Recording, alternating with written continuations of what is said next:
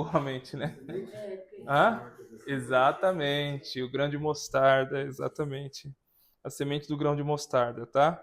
Então, o Mateus vai repetir a semente do grão de mostarda, mas ele vai colocar algumas outras parábolas aqui e ele vai separar em blocos ou em grupos, tá? Marcos ele deixa meio aleatório. Então, Marcos ele faz uma sequência, tá? Lembra que eu falei que a sequência primeiro, como que é a nossa responsabilidade de fazer resplandecer o reino no mundo. Parábola da candeia. Não se pega uma candeia ou uma lamparina e coloca debaixo da panela ou debaixo da cama. Nossa responsabilidade de fazer com que o reino realmente apareça para o mundo, de manifestar o reino. E depois ele vai falar sobre a nossa responsabilidade de semear.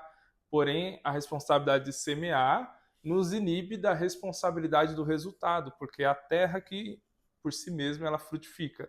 E aí depois ele nos dá uma expectativa da semeadura. Qual é a expectativa? Olha, o reino de Deus ele começa pequeno, insignificante, como um grão de mostarda, que na época, na cultura judaica, era o menor grão, a menor semente que existia, tá? Na mentalidade deles, mas ela cresce, ela se multiplica. Então, por que que Jesus ele dá essa sequência de parábolas, mostrando primeiro uma responsabilidade, mas depois ele tira um pouco o fardo da responsabilidade. Ele fala, ó, é como um homem que semeou, mas a terra frutificou, ela fertilizou, ela fez com que aquela semente viesse crescer pouco a pouco. Primeiro o caule, depois a espiga e depois os grãos enchendo a espiga. Por que que ele faz isso? Porque pensa comigo, se Jesus tivesse colocado em nós meio que uma meta, você já imaginou o peso que seria isso?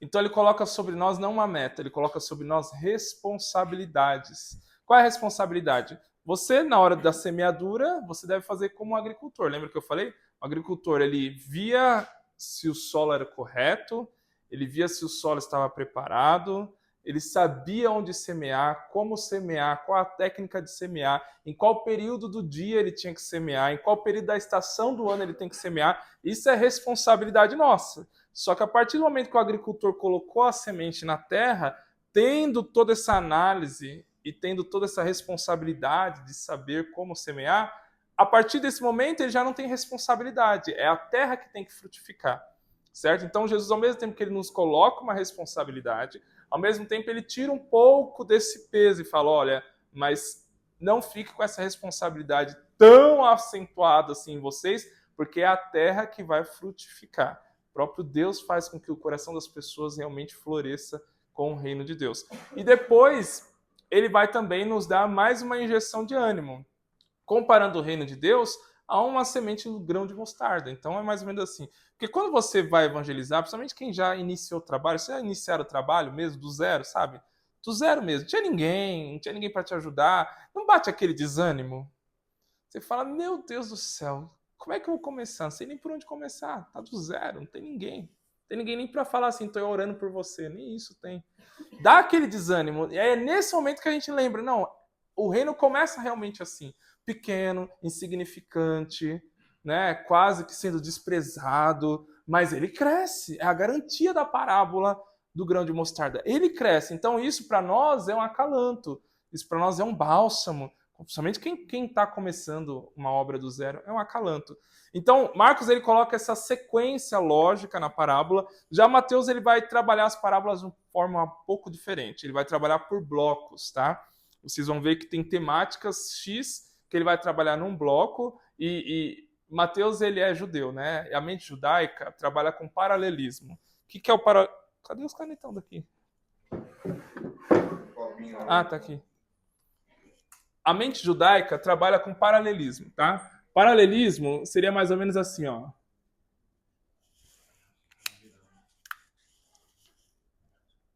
Ó, assunto A, depois ele vem com o assunto B, depois ele volta para o assunto A, depois ele faz o assunto C, depois ele vem com o assunto B e ele termina com o assunto A.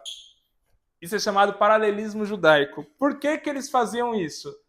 Eles colocavam uma parábola sobre um assunto, no caso que nós estamos tratando de parábola, depois ele falava a parábola sobre outro assunto, depois ele falava uma parábola que era o mesmo assunto desse daqui, Depois ele falava uma outra parábola que não tem nada a ver com os outros dois assuntos. Depois ele falava outra parábola que tem a ver com esse assunto e finalizava com a parábola com o assunto que ele começou. Por que eles faziam esse paralelismo? Porque as pessoas naquela época, eles não tinham a Bíblia na mão, como você tem aí.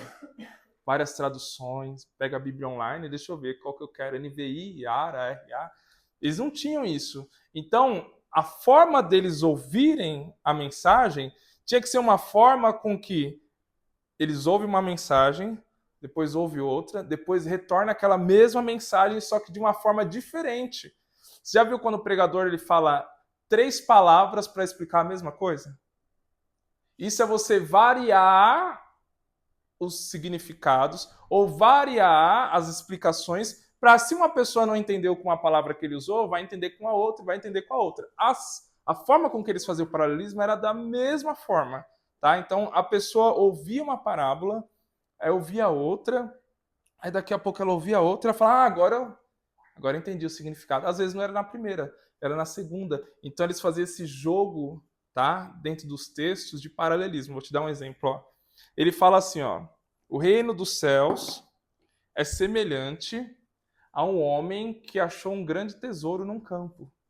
Ele foi lá, com muita alegria, vendeu tudo que tinha e comprou aquele campo. Aí depois ele vai dizer assim, ó, o reino dos céus é semelhante a um comerciante que faz comércio de pérolas e ele achou uma pérola de grande valor. Ele foi lá, vendeu tudo que tinha e comprou a pérola. Ele não está falando a mesma coisa? E por que ele usa 2 parábolas para falar a mesma coisa? Você entende?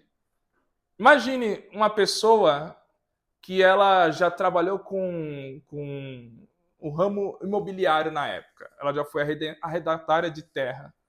A primeira parábola ela ia entender melhor, porque ela sabia que as pessoas escondiam tesouros na terra, então ela ia compreender melhor. Só que se ela não fosse do ramo de comércio de pérolas, de objetos de alto valor, ela não ia compreender, estava fora do contexto dela, entende? Então ele faz esse tipo de comentário, esse tipo de ensinamento, para abranger todo o seu público. É bom a gente lembrar que Jesus ensinava milhares de pessoas. Ali tinha pessoas que eram agricultor, outras pessoas eram da pecuária, outras pessoas eram só do ramo do comércio, outras pessoas eram artesãs, eram contextos diferentes. Muito diferente. Tá? Então, veja bem, essa forma de Jesus ensinar, que era uma forma judaica, ele não inventou a roda, os rabinos na época já ensinavam por parábolas, usando também paralelismo. Tá? Eles falavam várias expressões ou várias histórias contando o mesmo significado ou o eixo central, o mesmo tema. Tá? Jesus não inventou a roda nesse sentido. Por que eles faziam isso? Porque eles queriam que a mensagem realmente fosse compreendida. O judeu, ele não saía da sua frente enquanto você não entender o que ele queria transmitir. Diferente de nós. Nós temos um pensamento ocidental, um pensamento que veio oriundo da cultura grega. Então, o que a gente faz? A gente sistematiza um assunto. Não é assim que a gente faz? Quando você vai falar sobre um assunto, você começa a puxar várias coisas ao mesmo tempo. E às vezes você esclarece ou às vezes você embola.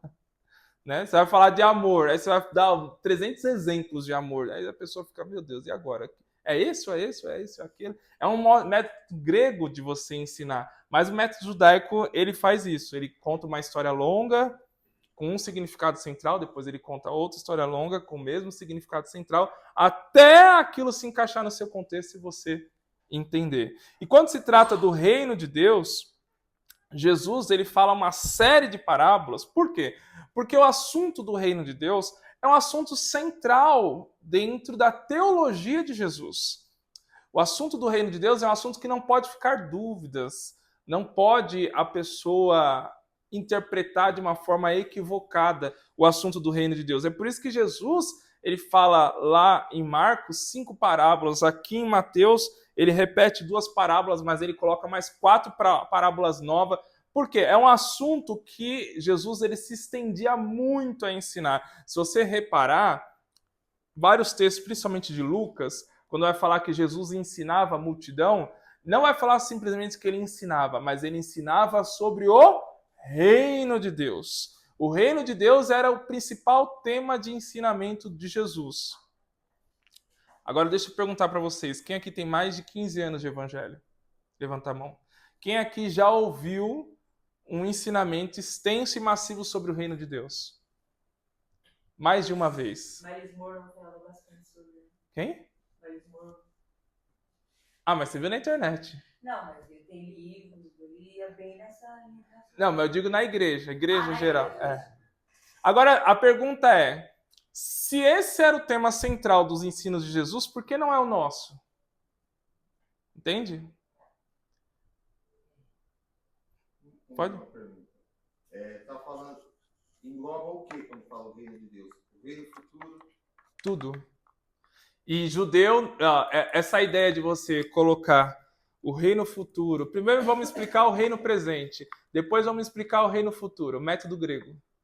Judeu, ele ensinava tudo embolado. E você vai ver a forma com que Jesus ensina. Parece ser embolado, mas não é. Por quê? Na linguagem bíblica, a vida eterna começa agora.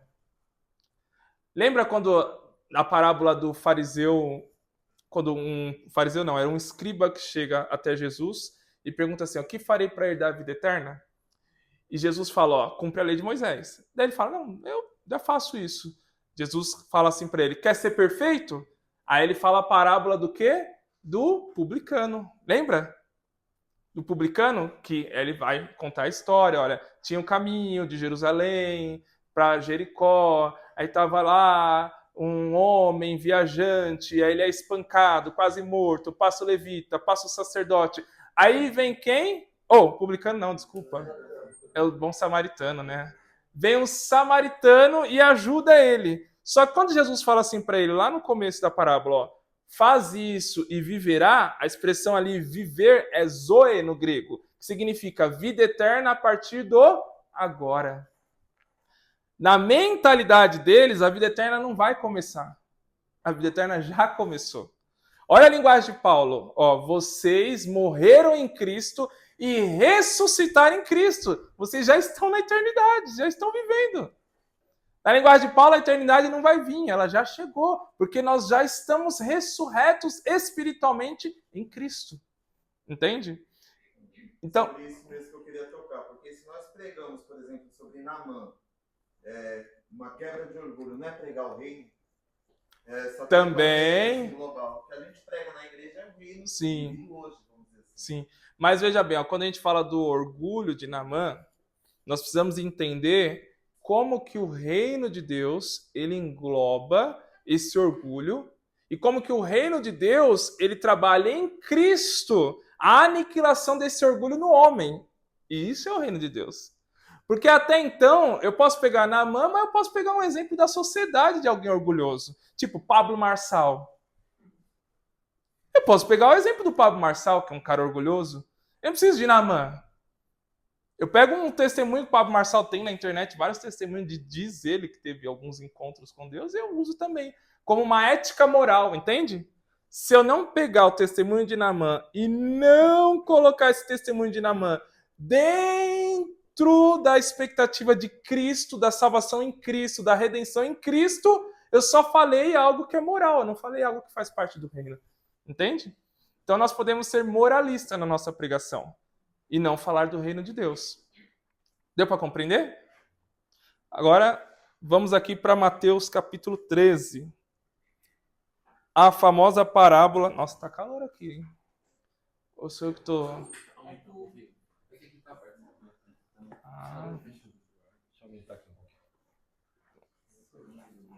Eu tô pentecostal demais. Hã? Porque outro dia um irmão falou, eu prego boas novas, né? Eu vim aqui para pregar boas novas, eu não vim para exortar, eu vim para pregar boas novas. Mas isso não é as boas novas, é Bíblia. Sim. Deixa que você não fale. É por isso que a pregação ela tem que ser cristocêntrica, né? Quando fala cristocêntrica, é Abraão. O testemunho de Abraão é espetacular, é maravilhoso. Mas o que Abraão tem a ver com a história da salvação, da redenção? Porque senão a gente vai tratar Abraão como um cara moral. Ele era um homem bom, foi justo, foi lá comprar a terra de Maquipela, fez questão de pagar. Olha que homem justo. Olha que homem moral. foi lá, venceu as cidades de Canaã e não quis ficar com os despojos. Ele fez questão de distribuir os despojos para os homens que ajudaram ele na guerra. Olha que homem justo! O que isso tem a ver com a redenção? O que isso tem a ver com a nossa salvação em Cristo? Porque exemplo moral eu tenho na sociedade também. Exemplos bons, morais. Pô, Bill Gates pegou os seus bilhões e agora está distribuindo em vida. Olha que exemplo moral bonito. Entende? É o que o evangélico quer fazer hoje, né? Ele quer pregar mais moral pro ímpio. Exatamente. E aí o que acontece? Quando a gente pega isso e a gente não leva essa história de Abraão, essa história de Isaac, para a história da redenção geral em Cristo, o que a gente está fazendo? A gente está mostrando para as pessoas, ó, seja como Abraão. Só que se elas lerem a Bíblia, elas vão ver que Abraão deu uma série de mancada. Isaac também. E aí? O que fica? Como é que fica? Entendeu? Esse entendimento.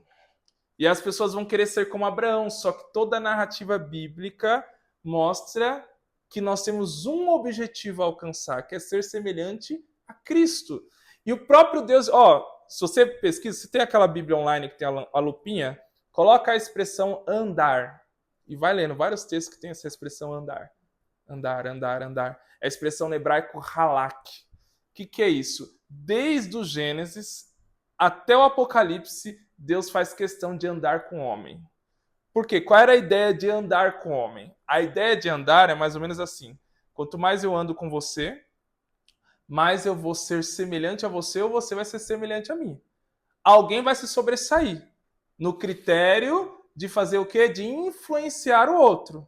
Só que, veja bem, quando o homem peca e perde a imagem e semelhança de Deus, porque a imagem e semelhança de Deus era uma questão de atributo, de caráter, de moral, quando o homem perde essa imagem e semelhança de Deus, para Deus recuperar essa imagem e semelhança dele no homem, ele passa a andar com o homem. Então, ele andava com Abraão, ou com Abraão não, ele andava com Adão, mas até então aquele andar com Adão no Éden era algo prazeroso, de relacionamento. Só que quando Adão peca, ele passa a andar com Enoque, depois passa a andar com Noé, depois passa a andar com Abraão, aí depois passa a andar com Isaac, aí depois passa a andar com Jacó. Aí vem a nação de Israel, Deus fala assim, ó, monte um tabernáculo porque eu vou habitar no meio de vocês, eu vou andar com vocês no deserto. Você entende? E aí vem essa teologia de Deus andando com o homem, Deus andando com o homem, Deus andando com o homem. Até que chega salmistas, chega também os profetas e fala assim, ó, vocês me abandonaram, convertei-vos a mim. O que significa converter? Não é mudar a direção, mas mudar a direção para onde? Para Deus! É como se vocês estivessem falando assim, ó, enquanto vocês estavam andando comigo, vocês foram se distanciando, até que vocês pegaram outro caminho. Mas agora volto de novo a andar comigo. Convertei-vos a mim, como diz o profeta Joel. E aí vem essa teologia de Deus andando com o povo, até que chega Jesus. Jesus, ele é o ápice de Deus andando com o homem. É o suprassumo da teologia de Deus andar com o homem, é Jesus. É por isso que ele fala assim, ó, para Tomé, Tomé, você não está vendo o Pai, mas você está vendo a mim. Quem vê a mim, vê ao Pai. Se você olhar para mim e andar comigo, eu sou o caminho. E você vai fazer o quê? Você vai ser transformado também, a minha imagem e semelhança. Então, desde Gênesis até Apocalipse, essa teologia de andar com Deus é a teologia de ser transformado a partir de um relacionamento. Deus não transforma o homem a partir de um conhecimento intelectual, tá? Quando você pega Provérbios, Eclesiastes, vai falar sobre o conhecimento de Deus. A sabedoria de Deus está no conhecimento. E dentro do conhecimento e da sabedoria está o temor do Senhor. Quando se fala desse conhecimento, não é um conhecimento de só estudar e conhecer. É um conhecimento relacional. Entende? Você não conhece o Tarcísio se eu colocar lá a minha biografia na bio do Instagram. Você não vai saber. Você vai saber que curso eu fiz, você vai saber onde eu moro, você vai saber qual a cor da minha pele, mas você não vai saber quem eu sou, a não ser que você ande comigo. E esse conhecimento de Deus não é um conhecimento só das Escrituras, é uma relação, que é uma construção, que é uma relação que você, a partir do momento que você anda com Deus, você conhece Deus, Deus conhece você. E até a expressão temor não é uma expressão de medo, é de espanto por ver a grandeza. É você se aproximar de Deus tão grande, tão íntimo dele, você enxerga a magnitude e a grandeza e você tem por ele um espanto que gera um profundo respeito.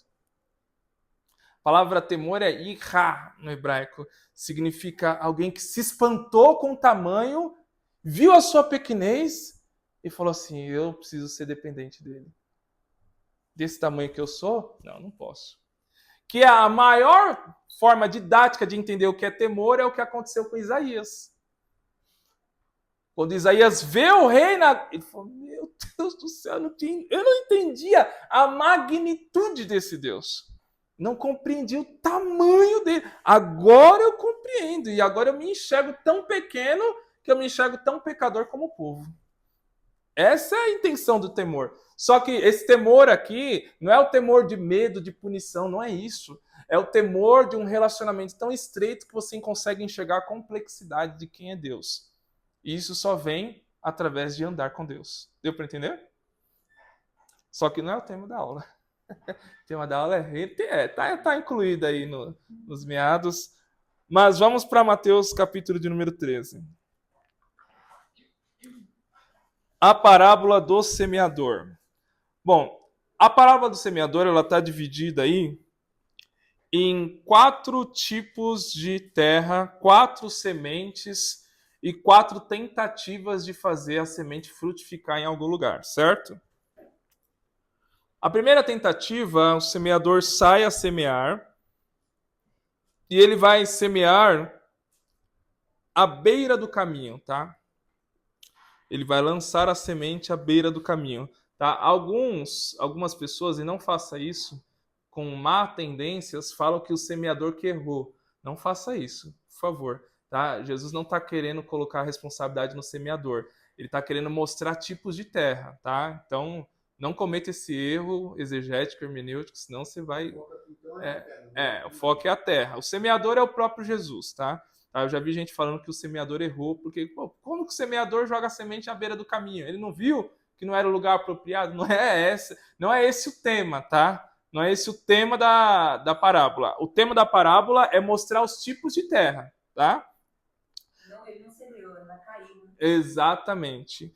Então, veja bem, ao semear, uma parte dela caiu à beira do caminho.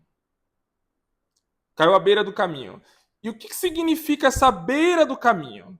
Essa beira do caminho significa um lugar vulnerável. Essa beira do caminho significa um lugar aberto, um lugar onde não deu tempo dela se esconder na terra, e veio as aves dos céus, e elas comeram essa semente. Jesus vai dar a explicação no versículo 19 dessa parábola, que a semente da palavra do reino de Deus que caiu à beira do caminho, são aquelas pessoas que ouviram a palavra, mas elas não tiveram discernimento, elas não tiveram entendimento da palavra. E veio Satanás e roubou a palavra do reino de Deus delas.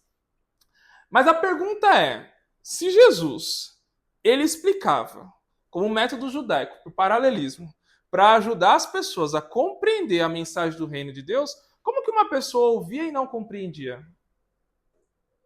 Como? A gente não está falando de qualquer mestre aqui. A gente está falando do dono da sabedoria. Sabedoria é o atributo dele. Como que a pessoa ouvia Jesus ensinar? Se é o Tarcísio até vai, mas Jesus ensinar e a pessoa não entendia? Você entende? Agora, o que tinha nessa terra? Ou seja, nessa pessoa que representa essa terra à beira do caminho? O que tinha nela era uma falsa expectativa. Se tem uma pessoa ou alguém que você dificilmente vai conseguir penetrar a mensagem do reino de Deus no coração dela, é uma pessoa que já tem um pressuposto do que é o evangelho. Ela já aprendeu de uma forma e ela não quer saber o que é o evangelho. Para ela, o que ela aprendeu ou o que ela tem de expectativa é o correto e pronto e acabou. Aqueceu o coração dela, deu calafrio na espinha e para ela é a verdade. É muito difícil. As pessoas nos tempos de Jesus, elas tinham muitas falsas expectativas. Lembra quando a gente estudou sobre o Evangelho de Lucas, que eu expliquei sobre isso? As falsas expectativas. Eles achavam que o Messias ia vir militarmente. Ia vir como um homem que libertasse o povo das mãos do Império Romano. E isso gerou no povo uma grande expectativa. Porque pensa comigo. Você é um judeu lá no século I e você, pastor Júlio, para você alimentar os seus filhos e a sua esposa, o seu valor de salário diário só dá para comprar um pão. Sem contar que você ainda tem que guardar uma parte para pagar o imposto para o Império Romano. Sem contar que você ainda tem que guardar mais uma parte para dar o shekel do templo, que é o imposto do templo. Imagina, você acha que era fácil? Se a gente hoje, tendo o que comer, a gente já fica doido de pagar imposto, imagina naquela época. Você acha que eles gostavam de ir lá nos publicanos e deixar ali o pouco do pouco que eles tinham para pagar tributo para o Império Romano? Só que veja bem, e ainda quando eles conseguiam comprar um animal, eles iam até o templo, o que eles faziam? Ou eles trocavam um animal por um animal mirrado, ou então quando eles iam comprar um animal para sacrificar e honrar a Deus no templo, eles superfaturavam o valor daquele animal. É por isso que Jesus foi lá no templo e quebrou tudo. Então era muito sofrido a vida desse povo. E agora imagina você nesse contexto chegarem para você e falar assim, ó, o Messias está vindo aí. E quando ele vir, ele vai acabar com toda essa opressão social que a gente vive. Você ia ficar com o coração cheio de expectativa, sim ou não? Agora imagina esse Messias chegar e falar assim, eu não vim para fazer isso. Você ia acreditar nele? Ia ser difícil. Você entende que quando eu falo de expectativa falsa, eu não estou falando que algo que foi só ludibriado. Não, o contexto deles corroborava para que eles acreditassem em um Messias militar. Então era muito difícil você quebrar essa falsa expectativa falando que o Messias não vai pegar em arma. O Messias vai morrer na cruz. Nem os discípulos conseguiram compreender isso nos 3 anos de ministério de Jesus. Entende? Só que, veja bem, quando nós falamos de pessoas que têm falsas expectativas hoje, a culpa não é do contexto delas. A culpa é da mensagem que pregaram errado para elas. Esse é que é o problema. Quando a igreja não conhece a mensagem do reino, ela vai pregar outra mensagem que não é a mensagem do reino. Isso vai gerar uma série de suposições, falsas expectativas. E aí, quando você, com a maior das boas intenções, pregar a mensagem do reino, a pessoa vai ouvir a sua mensagem e, como se ela não tivesse ouvido nada, ela vai sair da igreja totalmente inabalada. E é nesse momento que Satanás espiritualmente rouba a mensagem dela. Só que Jesus vai falar de uma segunda terra. A segunda terra, a mensagem do reino chega até a entrar. Só que era uma terra rochosa, não dava para criar raízes. O que aconteceu? Veio o sol, aqueceu, queimou e matou a semente da mensagem do reino de Deus. Mas essas pessoas, diz Jesus, no versículo de número 20 e 21, essas pessoas receberam a mensagem até de bom grado. Receberam a mensagem com alegria. Com alegria. E ora, para nós que somos pentecostais, as pessoas receber a mensagem com alegria não é um sinal positivo? Quando tu prega, a igreja explode. Pá! O pregador, né? Ele sai do púlpito assim, caramba, hoje eu tava cheio mesmo, hein? Ô, louco, o negócio pegou. É ou não é, Edmar? Só que, veja bem, essas pessoas também receberam com alegria. Essa representação da segunda terra, a terra rochosa. Receberam com alegria a mensagem. Porém, o que acontece? A verdadeira mensagem do reino de Deus vai gerar em quem recebeu essa mensagem problemas, perseguições, tribulações. A mensagem do reino não acaba com as suas tribulações, ela traz mais tribulação na sua vida. Por quê? Porque quando você recebe a mensagem do reino, a tua forma de enxergar a vida, a tua forma de pensar vai ser muito diferente da do seu vizinho. Vai ser muito diferente da do seu irmão. Vai ser muito diferente da pessoa que está no seu trabalho. E quando você expressar essa forma de pensar diferente, das duas, uma. Ou ela vai se converter, ou ela vai gostar e vai virar um simpatizante, ou ela vai te repudiar, não vai ter jeito.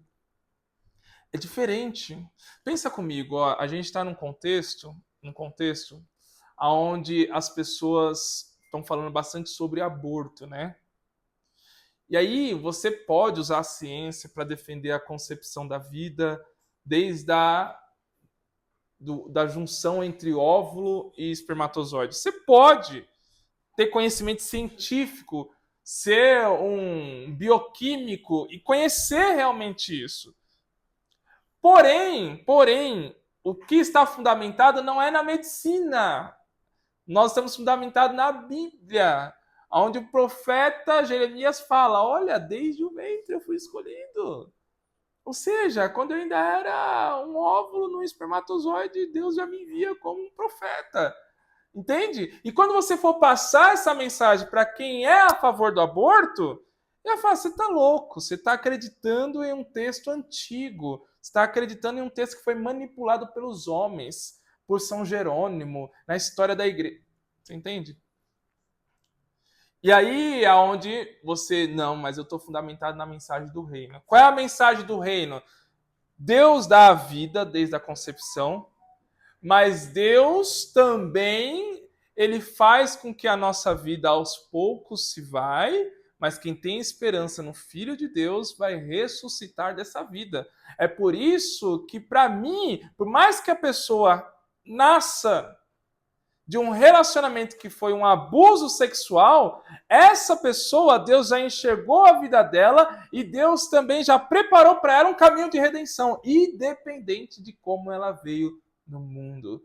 Isso é loucura para a pessoa. Você está maluco, você está doido da cabeça. Só que, por que você pensa assim? Porque você entende que há um reino, e nesse reino, o rei que controla tudo, ele nunca vai deixar com que um óvulo que fecundou com o espermatozoide venha a ser algo aleatório e algo sem propósito. Há um propósito para isso.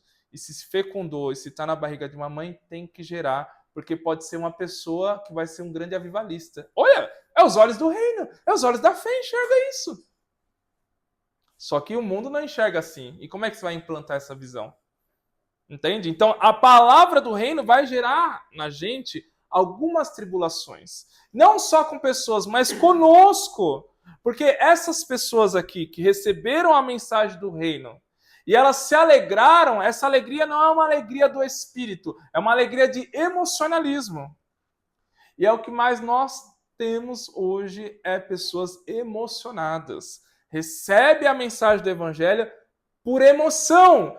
E como que eu diferencio uma mensagem que é recebida na alegria do Espírito e uma mensagem que é recebida com mero emocionalismo? A alegria do Espírito é você ouvir a mensagem, identificar biblicamente que ela corrobora com as Escrituras, você fazer uma autorreflexão, uma introspecção da mensagem e você ver a mensagem tendo efeito em você. Isso gera gozo no Espírito. Isso gera alegria no Espírito. E não é simplesmente um emocionalismo porque o pregador encaixou 3 aplicações de efeito ali. Isso é neurolinguística. Entende? Esse aqui é o problema. O problema é que nós temos pessoas emocionadas e não pessoas que ouviram, entenderam, receberam, se autoanalisaram e falaram: glória a Deus, obrigado Jesus por essa correção. E as pessoas choram de alegria por aquilo que Deus falou ao coração delas. Elas sentem o Espírito de Deus se mover. Você sente isso, sim ou não? Tem que ter isso. Ela sente Deus falando com ela. Deus está falando comigo. Por mais que o que o pregador está falando não tem nada a ver com o que eu estou vivendo agora. Mas é evangelho. Se é evangelho, se eu não vivi, eu vou viver. Eu falo que a pregação ela tem duas nuances, né? Ela pode ser remédio. Remédio toma quem está doente, mas ela pode ser vacina. Você não toma vacina quando você está doente, mas você toma para prevenir a doença. Então a mensagem, se não tem nada a ver com o que você está vivendo, receba do mesmo jeito, com alegria no espírito. Porque se você não viveu, uma hora você vai viver aquilo que está sendo pregado, se for coerente com as Escrituras. Só que essas pessoas aqui, elas ouviram a mensagem, elas se alegraram. Eu vou dar um exemplo prático, tá? Dentro dos evangelhos, dessas pessoas que se alegravam com a mensagem. As pessoas que ouviam Jesus ensinar e logo depois ele fazia uma série de milagres. E essa pessoa, inclusive, era beneficiada com milagre. Você acha que ela saía de lá como? Como? Feliz da vida. Ela recebeu um milagre. Ou a pessoa que ela levou até Jesus recebeu um milagre. Ela viu algo sobrenatural. Ora, eles estavam 400 anos sem ver um profeta. Aí vem João profetizando e não faz milagre. Mas vem um que é maior do que João e faz milagre em série. Imagina a esperança daquele povo. Só que quando esse mesmo homem fala para elas assim, ó, bem-aventurados que choram, porque serão consolados. Bem-aventurados limpos de coração, porque verão a Deus. Esse mesmo homem, quando ele começa a falar, não dá para servir a dois deuses, ao dinheiro e a mamon. Esse mesmo homem, quando ele traz a ética do reino, esse mesmo homem, quando ele fala assim, ó, aquele que comer da minha carne e beber do meu sangue, terá vida eterna em mim. Aquele que comer da minha carne e beber do meu sangue, eu estarei nele, ele estará em mim. E tá falando só de coisa que transcende o mundo espiritual. Não tá falando de nada físico, nada material. Pelo contrário, ele pega o material e transforma aquele material numa mensagem espiritual. O que as pessoas falam para ele? Dura esse discurso. Quem pode suportar? A gente está esperando milagre. A gente está esperando pão. A gente está esperando aquela alegria quando a gente viu aquele milagre. E agora tu vem falar de comer a tua carne e beber o teu sangue. Não é isso que a gente quer ouvir. Não é isso.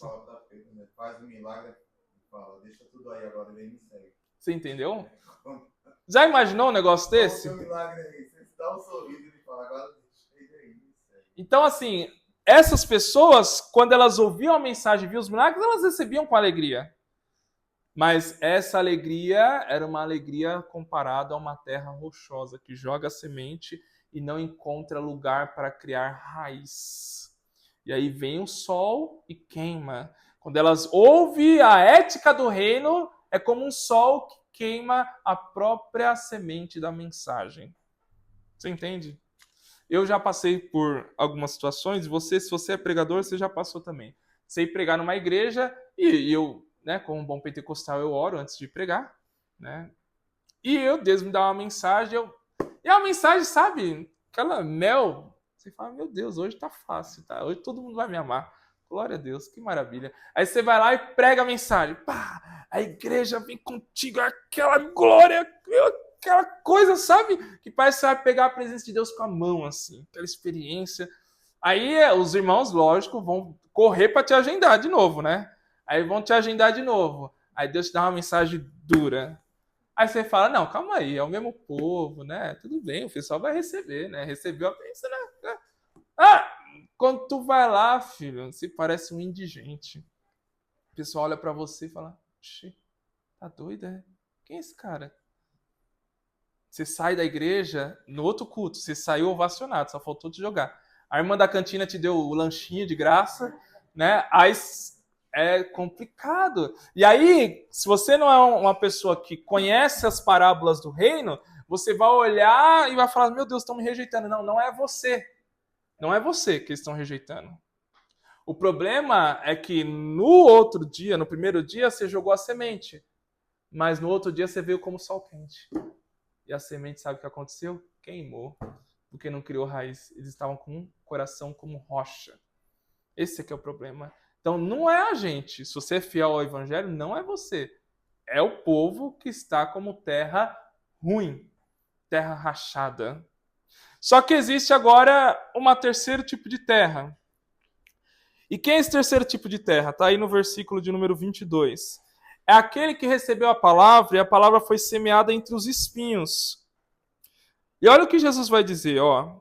O que foi semeado entre os espinhos é o que ouve a palavra, porém os cuidados do mundo e a fascinação das riquezas sufocam a palavra e fica infrutífera.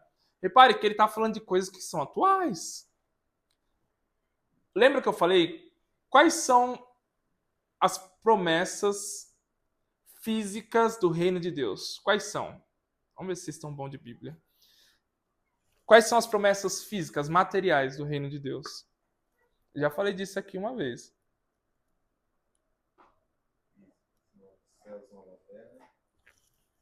Não, mas isso daí é futuro, né? Agora, para agora. Vocês não lembram nenhuma promessa física que Jesus falou? Nem Paulo? Olhar para as aves do céu, com tudo, o Senhor nosso Pai, Boa. Mas ele tá falando do que ali? sustento de cada dia. Exatamente. Comer, beber e vestir. Essas são as promessas materiais do Novo Testamento. Você vai ter o que comer, o que beber e o que vestir. Mas, Tarcísio, e a bênção? E aí? Não fala. E aí? Ano da colheita. Não, mas não tá. Não é o evangelho. Ano da colheita não é. Não, mas é porção do... Não tá também no evangelho, não. E aí, filho, o que você vai fazer quando você receber esse convite para ir pregar? No ano da colheita? Na dupla honra? Vai fazer o quê? 12 dias de clamor para 12... Vai fazer o quê quando você receber esse convite? Vai corromper a mensagem ou vai pregar o evangelho do reino de Deus? Aí quando tu for pregar o evangelho do reino de Deus, sabe o que vai acontecer? Vai estar todo mundo com espinho no coração. Quando você jogar a semente, o desejo pelos cuidados do mundo, o desejo pela riqueza, por ter um ano próspero, vai sufocar a semente. Uma mensagem para com tempos do ano que vem. Entendeu? Os pregadores já têm uma mensagem. Então, o que acontece? Qual que é o problema de tudo isso? Por que eu estou falando isso para vocês? Porque, assim, vocês podem ter uma caminhada como pregador itinerante. E se você decidir, eu espero que você tenha isso no coração, ser fiel à mensagem do reino de Deus, você vai identificar facilmente esses tipos de terra quando você for pregar. Facilmente. Facilmente. Então, veja bem, são pessoas que elas ouvem a mensagem, porque essa terceira terra, ela não teve reação. A primeira terra que caiu à beira do caminho, ela nem sentiu que ela estava com a mensagem. Nem sentiu que ela tinha recebido a semente do reino. Nem sentiu. Veio facilmente Satanás e roubou. A segunda ainda teve uma reação. Veja bem, ela recebeu com alegria, teve uma emoção. Agora a terceira é a apatia total. Caiu lá, sufocou, acabou. Não teve nem chance de ter uma reação. E a apatia espiritual, ela recebeu, mas sufocou, não gerou nada. A apatia espiritual, o que é a apatia espiritual? Vocês tiveram aula de homilética, né? Sim ou não? O professor ensinou que você tem que primeiro explicar o texto. Na aplicação do texto, você precisa mostrar para a pessoa o que ela vai fazer a partir do momento que ela ouviu aquele texto. Certo? Você precisa indicar ela a uma ação prática a partir do momento que você pregou. Essa terceira terra aqui, ela é totalmente apática. Você está pregando sobre testemunhar. Ela não vai querer, porque ela está preocupada com o quê? Com as coisas da vida.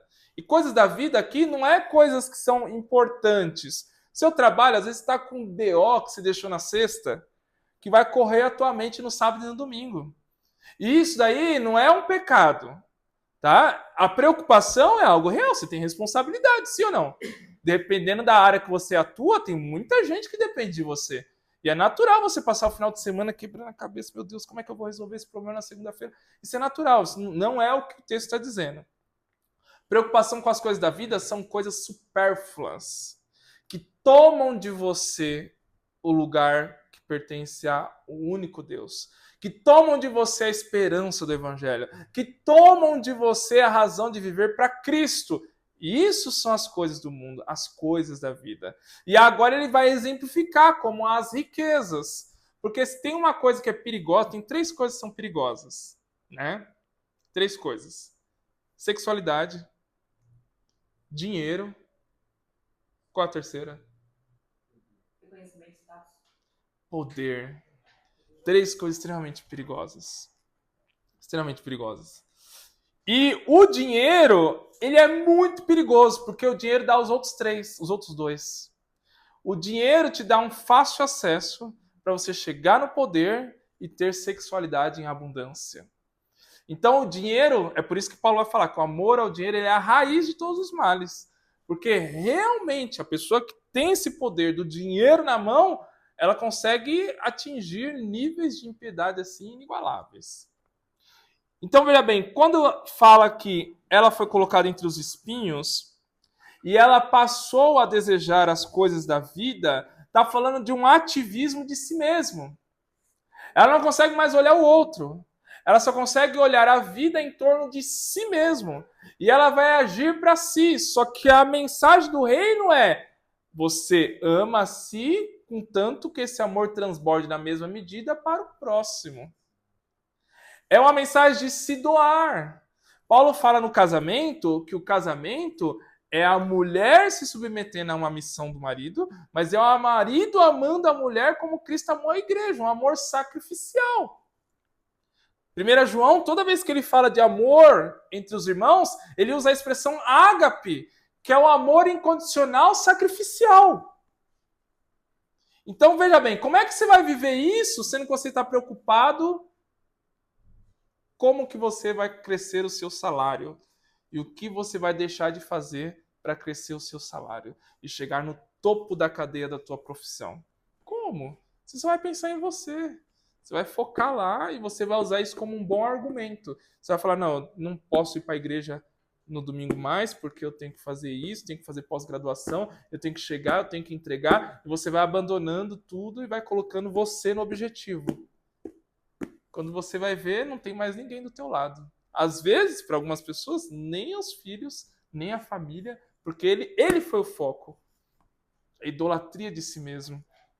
Essas pessoas que querem alcançar o status quo, e nós estamos vivendo num período muito complicado, porque nós estamos vivendo num período das redes sociais. E as redes sociais, às vezes tem uma pessoa fazendo o que você faz, só que ganhando 50 vezes mais do que você ganha. Aí você fala, meu, por que eu não tô lá? Por que é ele que tá lá? Como eu vejo caras que falam um monte de besteira da Bíblia e os caras vendem curso lá na internet. Rapaz, os caras têm 3 milhões de seguidores, mano. Ou o cara dá uma fala, pum, um curso. É 600 mil na conta, pau! E eu aqui, pô, passando prova. Você acredita? Aí você fala, meu Deus do céu, que mundo injusto. É ou não é, Anderson?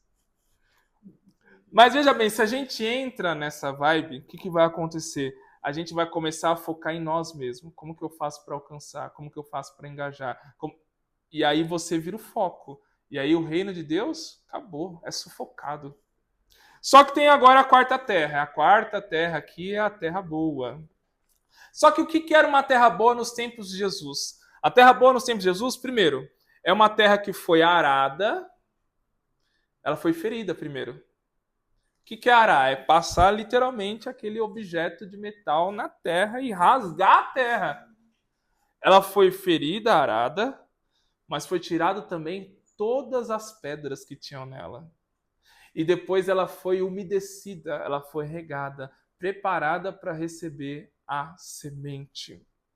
Quem que é a pessoa que vai ouvir e vai aceitar de bom grado a mensagem do reino de Deus? É a pessoa que deixa a mensagem do reino de Deus ferir a alma dela, ferir o ego dela, ferir o pecado dela, ferir a autossuficiência dela. Essa pessoa que deixa a palavra fazer esse trabalho, que é um trabalho doído primeiro, mas depois é um trabalho de cura, de bálsamo e que dá frutos. Arar dói, filho. Ser arado dói. Dói. Para arrancar as pedras que está lá no fundo, que vai impedir a semente de criar raiz, dói também. Porque você tem que cavar. Viu a pessoa que arar a terra? Ela tem que cavar, tem que arrancar a pedra, ó. Até a terra ficar limpa. E aí o que ela vai fazer? Ela vai regar a terra. E a terra vai ficar amolecida, preparada para receber a semente e realmente frutificar. Então, veja bem, essas pessoas... Obrigado, hein? Essas pessoas que realmente vão aderir à mensagem do reino de Deus, primeiro, é uma pessoa que tem consciência de pecado. Quem tem consciência de pecado é quem já teve a alma ferida por Deus. O que é a alma ferida? É quando o Espírito Santo te mostra o pecado, a justiça e o juízo. Ele mostra, você é pecador, Deus é justo.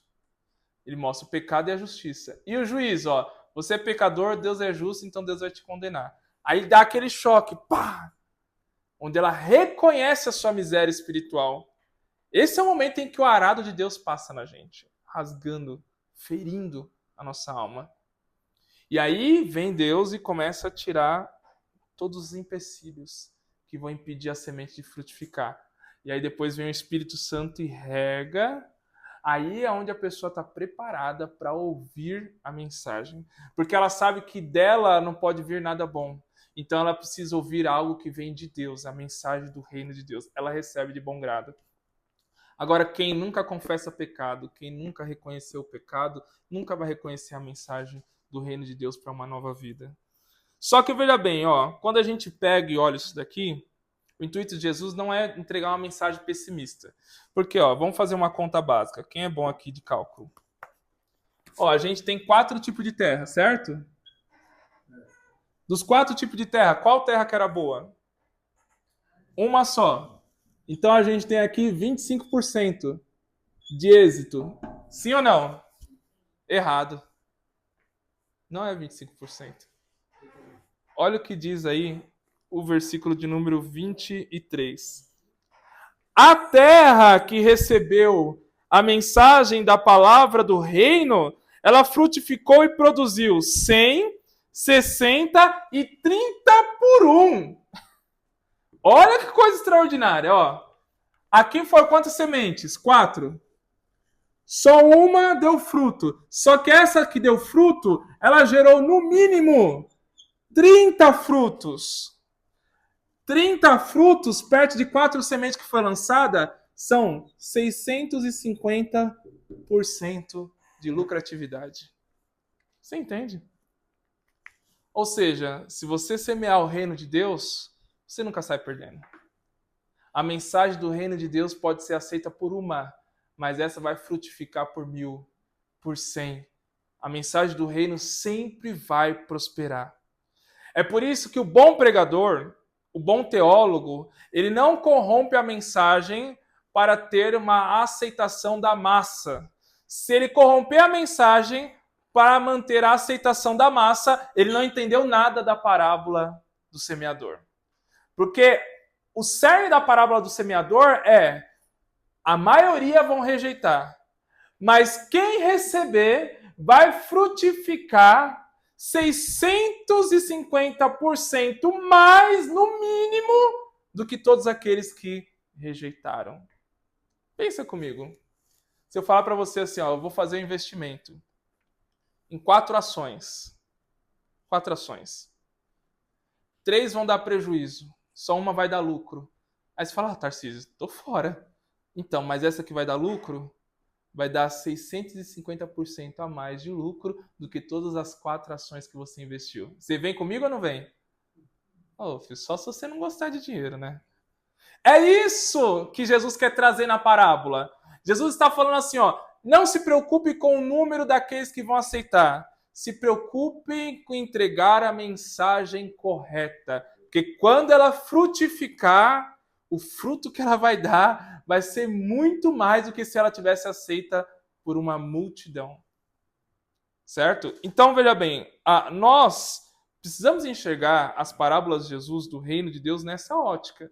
Se você não enxerga por essa ótica espiritual, você vai ser aquele pregador que fica enchendo o saco do povo, dizendo, olha para o irmão que está do seu lado, e faz isso, e faz aquilo. Porque ele está buscando validação, ele está buscando aceitação, ele quer que o povo venha com ele na mensagem.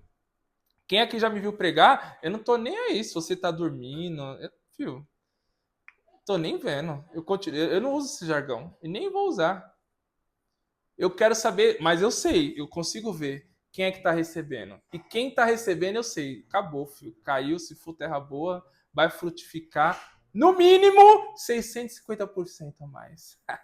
No mínimo. Então, se eu tô pregando, ó, pensa comigo, se eu tô pregando para uma igreja de 100, e 10 só receberam, filho, eu saio no lucro e no lucro grandão. Você entende? Essa é a ótica que Jesus quer passar na parábola do semeador. Ele não quer ficar mostrando para você como é que você deve semear. Ele não quer mostrar para... O foco não é o semeador. O foco é o que a boa terra gera é muito maior do que as terras que rejeitou. É um incentivo para Jesus, dizendo assim, ó, quando você semear e pouca gente aceitar, fique em paz. Elas vão produzir muito mais do que aqueles que rejeitaram.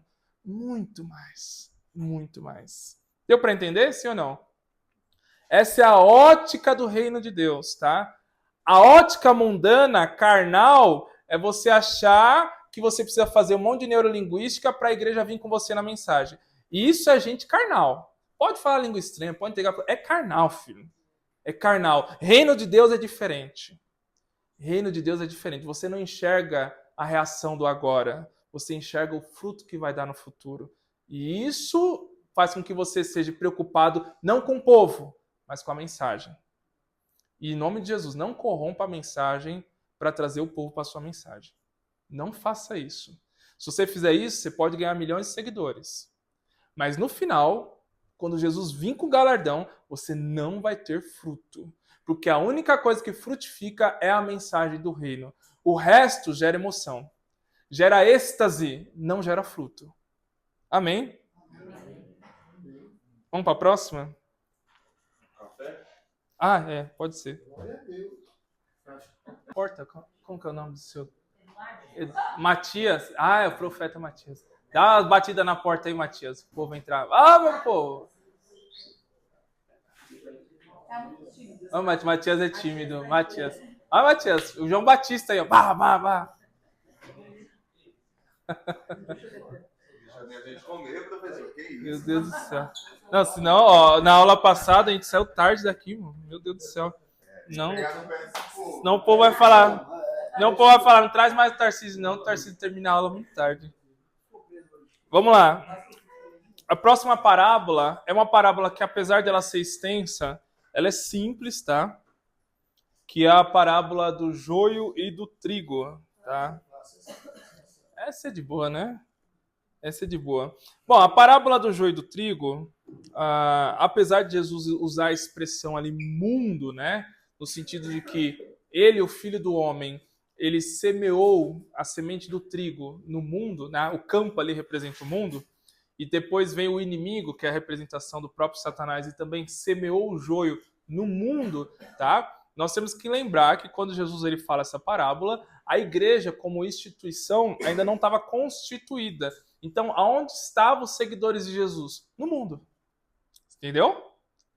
A partir do momento que a igreja vira uma comunidade, então essa semeadura do trigo é a semeadura diz respeito ao ambiente da igreja, a comunidade dos salvos. Deu para entender, sim ou não? Tá? Então a igreja ainda não era constituída aqui na parábola do joio e do trigo. Ó, tanto é que nós estamos aqui no capítulo de número 13. Quando é que Jesus vai instituir a igreja? 16. Capítulo 16, versículo 18. Então até aqui, quando Jesus fala que, olha, o homem semeou, que é a representação dele mesmo, semeou no campo. E aí a explicação da parábola é que o campo representa o mundo, tá? É porque a igreja ainda não estava constituída. Quando nós vemos agora a constituição da igreja, então nós temos que reinterpretar essa parábola como que Jesus ele semeia num campo fértil. Esse campo fértil é o quê? É a comunidade dos salvos chamada igreja, tá? Ok? Tá? Para não confundir. Então, beleza. Nessa parábola aqui, é uma parábola muito tranquila, porque Jesus ele vai dizer os salvos que ele traz para dentro da comunidade dele. Tá? E nós vemos que lá em Atos dos Apóstolos isso acontece literalmente. Ele acrescentava os que haviam de ser salvos, certo? Ou seja, ele pegavam realmente essas pessoas que estavam com o coração preparado e como trigo ele colocava dentro da comunidade dos salvos. Assim é a explicação da parábola do homem que pegou a semente do trigo e jogou em um campo fértil. Só que a parábola vai falar que esse semeador ele vai dormir e no meio da noite vem o inimigo e semeia uma outra semente, que é o joio. E aí vira uma mistura no campo, que é o joio junto com o trigo. Né? E quem é esse inimigo na explicação da parábola? Esse inimigo é o próprio Satanás. Aí, quando eu falei para vocês no começo de que a explicação do campo, que aqui Jesus fala como mundo, mas na verdade aqui é a comunidade dos salvos, a igreja, a pergunta é, então Satanás envia pessoas para dentro da igreja? É isso que eu ia perguntar. Entende? Essa é a minha igreja. Essa é a pergunta. Só que deixa eu te falar uma coisa. Se ele não semear o joio dentro da igreja, a igreja vai ser uma igreja de trigo. A igreja de trigo, ela é invencível, imparável, e ela já tinha tomado o mundo. A igreja só não consegue avançar mais do que ela já avança porque tem muito joio semeado nela. Então, o ato de Satanás semear o joio dentro desse campo fértil que é a igreja é o ato de tentar paralisar o avanço da igreja. Deu para entender? Ele não tem outra forma, ele não tem outra técnica. Ó, ele já tentou através de perseguição. Os cristãos morriam, a igreja crescia mais. Tertuliano vai falar que o sangue do mártir são a raiz do crescimento da igreja. Aí ele tentou fazendo o quê? Através da política. Ele usou Constantino para colocar a igreja dentro de uma redoma política. Então a igreja virou Estado, então a igreja virou estatal, para tentar fazer com que? Fazer com que as pessoas fossem forçadas a se converter. Então, a partir do momento que a igreja vira Estado, as pessoas não eram convertidas pela pregação. Elas tinham que ser convertidas porque a igreja era a religião do Estado. Então ele tentou corromper dessa forma. Também não deu certo. Porque mesmo assim teve vários avivamentos no meio dessa corrupção da igreja como Estado. E aí o que ele começou a fazer? Ainda nos primeiros anos da história da igreja. Ele começou a levantar vários hereges.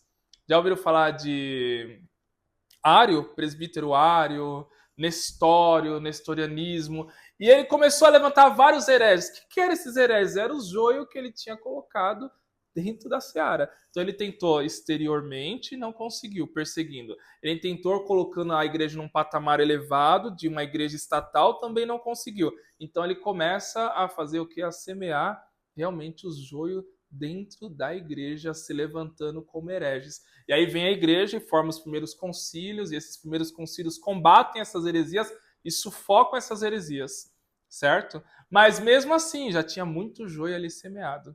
A igreja se divide entre igreja oriental e igreja ocidental, que é uma divisão rachada até hoje, quase 2000 anos, que é rachada a igreja oriental da igreja ocidental. Né? Se você pegar a igreja do norte da África, que é a igreja oriental, eles acreditam que Jesus ele é Deus, mas acreditam que Jesus é um Deus menor do que o Pai. Entende? Ele é inferior ao Pai. Por quê? Por causa do joio que foi semeado lá atrás.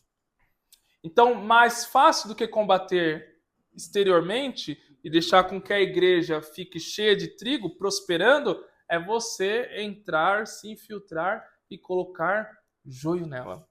Mas Satanás consegue entrar na igreja? Consegue, ele entra até no céu. Nunca leu Jó?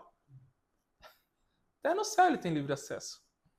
O próprio Deus mostra e deixa e permite isso. Olha, Deus é tão soberano, que ele não pega Satanás e coloca ele numa redoma, você vai ficar preso aqui. Não, ele deixa ele circular livremente. Porque é mais ou menos assim, é como se fosse... Existem várias ironias bíblicas, essa é uma delas. É como se Deus estivesse falando assim, ó, você quer tentar destruir meu plano? Tenta aí. Tenta aí. Quer tentar corromper Jó? Tenta aí. Eu já sondei o coração. Já sei como é que é. Quer tentar destruir a minha igreja? Tenta aí. Não vai conseguir. É por isso que Jó fala, ó, nenhum dos seus planos podem ser... Acabou, filho. Soberania total. Controle total. A gente já vai falar sobre isso. Como é que a gente identifica o joio, tá? Primeiro... Até importa que hajam entre vós. Isso, exato. Porque o que acontece? Primeiro, isso daí que o Eduardo falou é muito importante, né? O joio, ele serve também para que apareçam os da verdade. Os fiéis se manifestam. Só que o joio aqui, ele é muito perigoso. Por quê? Principalmente quando nós falamos de uma igreja familiar, né? Hoje, no Brasil, o Brasil tem essa característica de igrejas familiares. É uma igreja com 100 membros, desses 100 membros, é 5 famílias que domina. É uma igreja familiar. E qual é o problema da igreja familiar? A igreja familiar, quando os líderes da igreja não usam as métricas bíblicas, principalmente para consagrar obreiro, ele vai consagrar obreiro porque esse obreiro vem nos cultos, está nos trabalhos e faz parte de uma família que já é tradicional da igreja. Ele pega o cara e consagra ele. Só que às vezes a família toda é trigo, mas o cara é joio. E aí você tem um baita de um problema. Porque você acaba de consagrar um joio, dá poder para ele e ele vai influenciar toda a demais seara. Você entende o problema?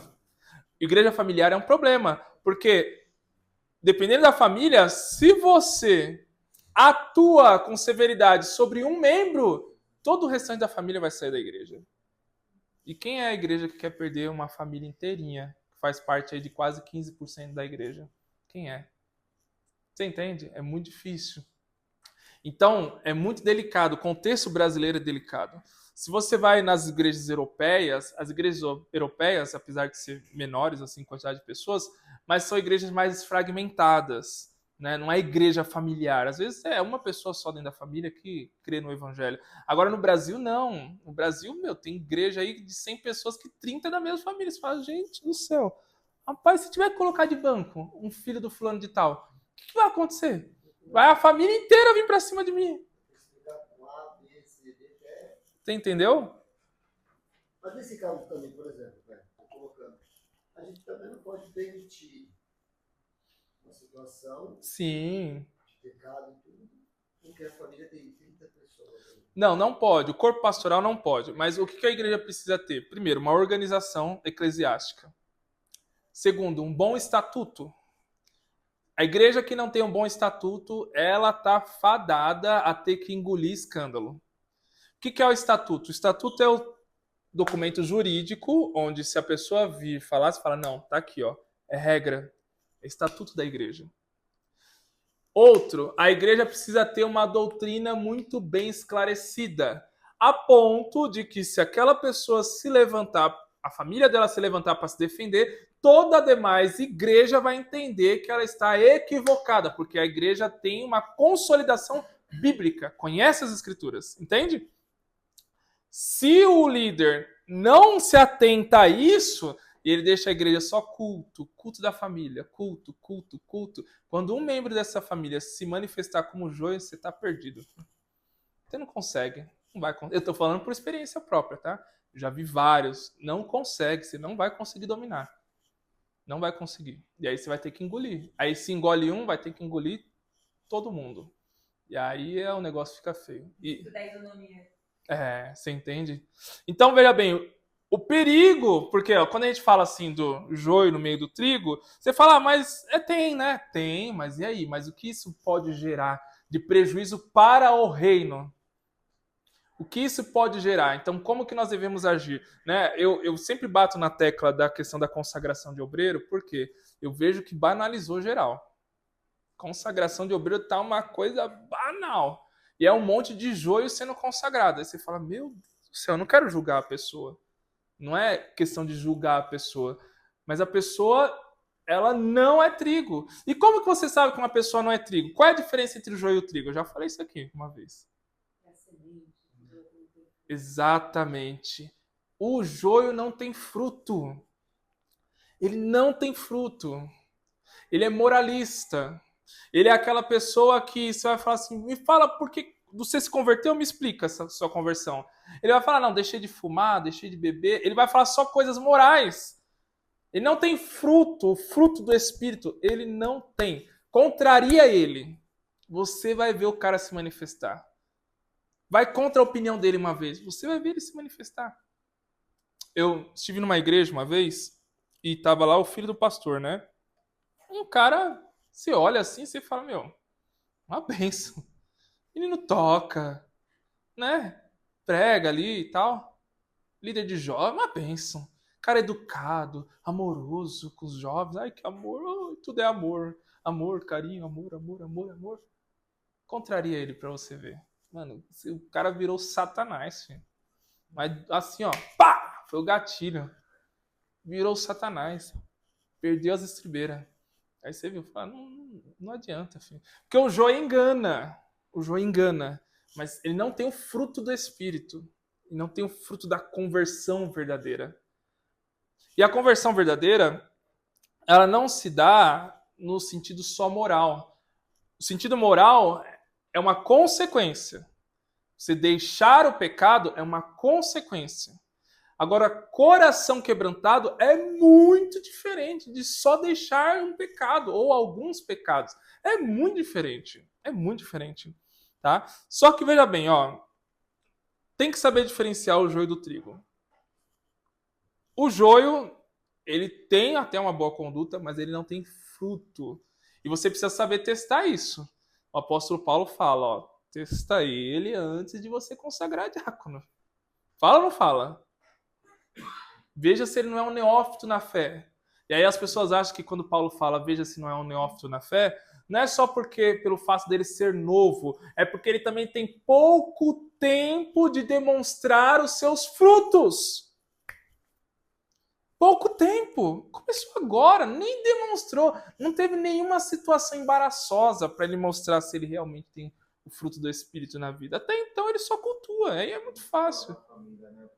Na família, Exatamente.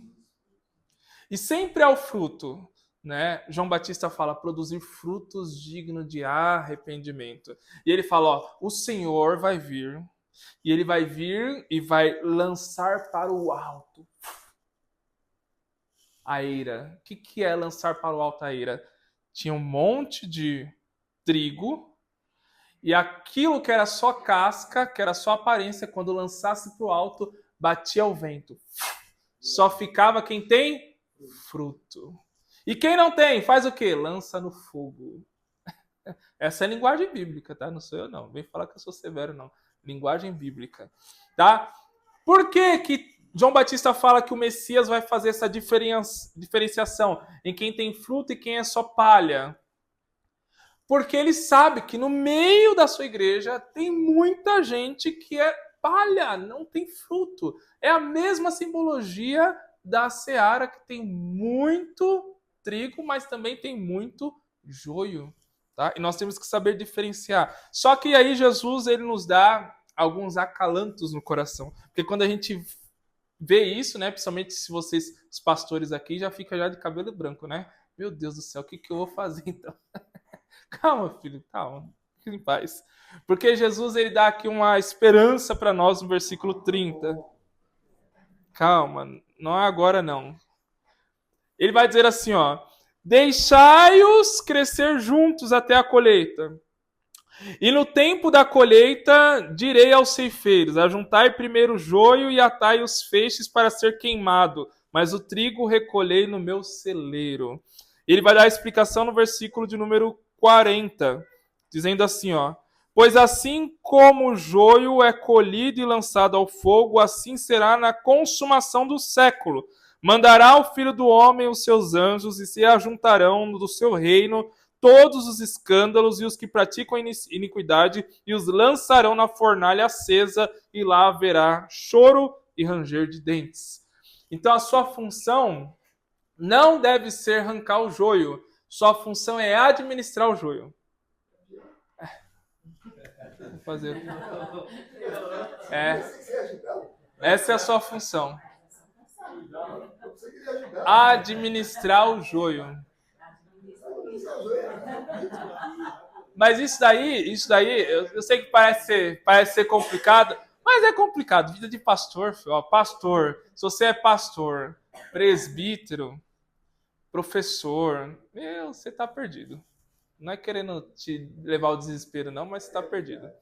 Tá? Porque o que você vai ter de BO na vida, você não tem noção. Mas, quando fala de administrar, veja bem, se você usar os critérios bíblicos, você vai sofrer menos. Primeiro, usar critérios bíblicos para consagrar o obreiro. Você vai sofrer muito menos. Porque o joio você não vai dar poder de fogo para ele. Quando você não consagra o joio, você não dá poder para ele. Agora, quando você consagra e dá o microfone para ele, porque ele tem uma boa oratória, aí você está perdido mesmo. Aí o professor vai ter que olhar para você e falar assim, ouvir os seus argumentos e falar, que legal, tá bom, tá bom, que pena, né? Porque você não usou critério bíblico. Entendeu? Agora, se você usar o critério bíblico, a peneira é muito grande. Filho. Não tem jeito. Não tem jeito. Só que tem outro porém. Tem outro porém. Quando nós estamos administrando o joio, nós precisamos, ao mesmo tempo, administrar o joio, mas também dar conhecimento para o trigo. Certo? Se você administra o joio e não dá conhecimento para o trigo, esse trigo também facilmente vai ser arrancado da sua seara. Deu para entender a linguagem? Só que, veja bem, tem a esperança. Qual é a esperança? Na consumação do século, você que administrou o joio e deu crescimento para o trigo, vai ver os anjos do Senhor pegar o joio, aí vai ser a sua vingança. Olha que legal. Vai pegar os anjos do Senhor arrancando o joio, aí eles vão arrancar mesmo. E vai lançar no fogo. Tá? Você está pensando que a ideia de que a vingança pertence ao Senhor, você está pensando que Deus está falando do quê? É a consumação. No Antigo Testamento vem como o dia do Senhor. O profeta Isaías, no capítulo 66, ele vai ver o Messias julgando as nações. E ele vai dizer assim, por que as tuas vestes estão manchadas de sangue? E aí o Messias vai dizer, porque eu pisei nas pessoas que estavam no lagar do furor da minha ira, e o sangue deles mancharam as minhas vestes. Isso é a ira de Jesus, tá? Parabéns, é isso aí. Vocês não sabiam? Você entende? Então, é isso mesmo, é a vingança. É chamado pelo profeta Zacarias o dia da vingança do Senhor. É quando Deus, que suportou durante muitos anos essa quantidade de joio no meio do trigo, e esses joios, inclusive, contaminando alguns trigos, acabando com a saúde espiritual de alguns trigos, quando Deus vai se vingar e vai pegar todo esse joio e vai jogar no lagar do furor da sua ira. Tá? Mas e os trigos? Os trigos vão ser recompensados. Olha o versículo 43. Então os justos, os trigos resplandecerão como o sol no reino de seu Pai. Tá? Então, veja bem, ao mesmo tempo que você tem a responsabilidade de administrar o joio e não deixar com que o trigo se corrompa, você também vai ter a graça de ver o joio sofrendo a sua punição devida. E você vai participar da recompensa também devida por isso.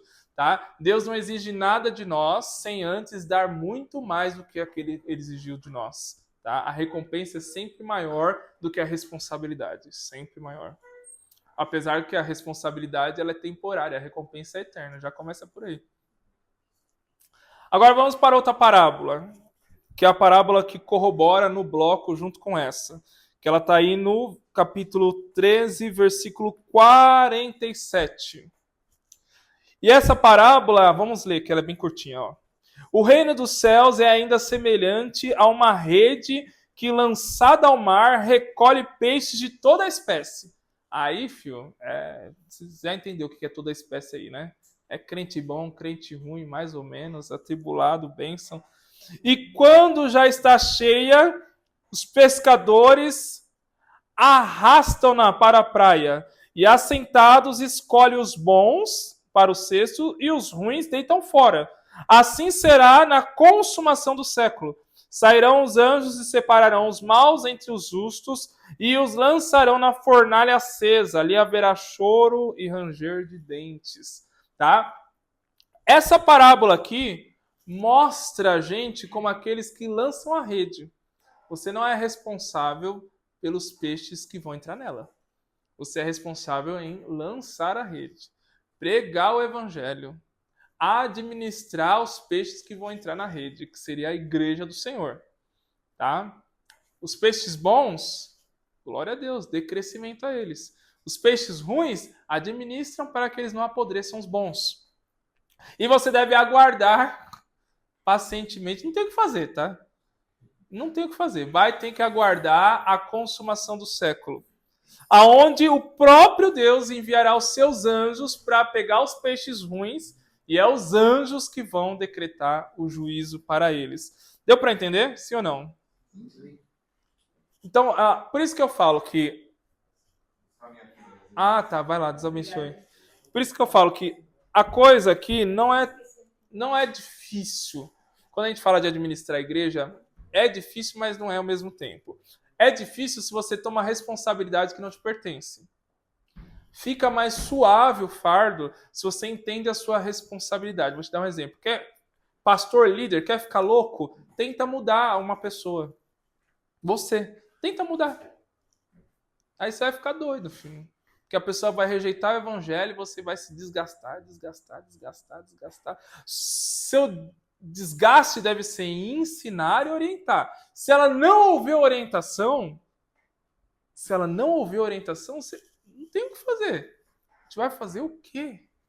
Eu já vi pastores em depressão, ansiedade, começou a pipocar um monte de problema. Eu falei, pastor, mas o que você pode fazer? Você não tem o poder de mudar o coração de uma pessoa. Se a pessoa quis adulterar, fazer o quê? O que a gente pode fazer? Não dá pra gente fazer. A gente não consegue. Eu perdi esse afã de querer mudar as pessoas. Hoje eu ensino, eu prego. Você quer viver? Glória a Deus. Não quer viver isso? Então, filho... Não é tchau também, porque isso aí é muito banal, né? Não é tchau. Mas você...